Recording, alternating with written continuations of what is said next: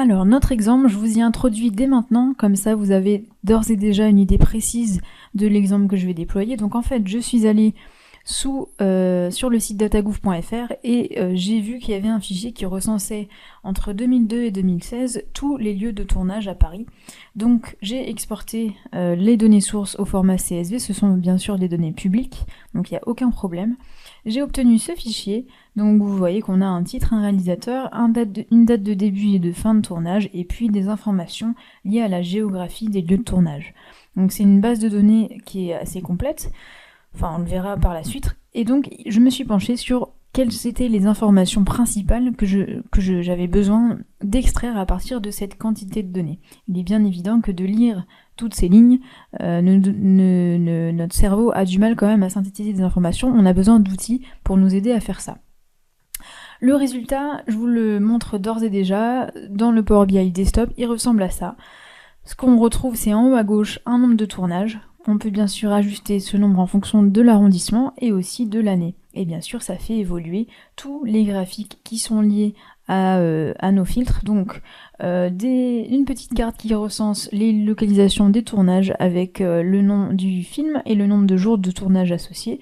Une évolution du nombre de tournages au cours du temps, donc soit par année, si on zoome, on peut avoir également plus de détails, notamment au trimestre et ensuite au mois. On peut aussi dézoomer bien sûr ces niveaux de granularité, les différentes durées de tournage par mois, et puis le top 10 des réalisateurs qui ont tourné le plus à Paris. Voilà, donc ça c'est un peu le résultat.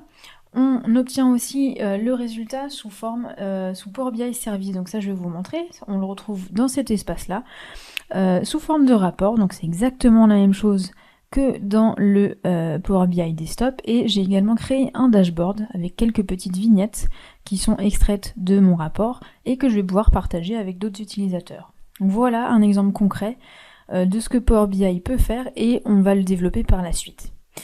J'en profite pendant cette courte séquence pour vous montrer d'autres exemples de tableaux de bord qui sont possibles de réaliser, tout ça pour que vous puissiez vous en inspirer et aussi vous imprégner quelque part de la philosophie quand on construit des tableaux de bord sous Power BI. Donc ça, ce sont des tableaux de bord plutôt commerciaux.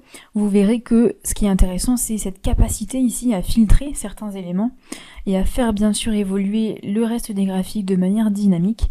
On a aussi la capacité d'utiliser des visuels customisés qui sortent un peu de l'ordinaire, des images, des histogrammes mais qui attirent l'œil, qui sont un peu plus percutants que les camemberts et les choses assez classiques dont on a l'habitude.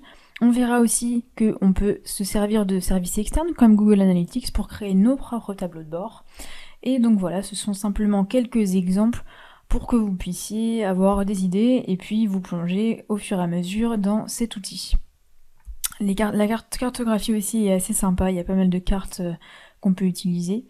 Des codes couleurs bien sûr qui sont très faciles à paramétrer, et voilà, donc simplement quelques petits exemples, mais gardez bien en tête que nous, l'exemple qu'on va développer ensemble, c'est celui des lieux de tournage à Paris en open data.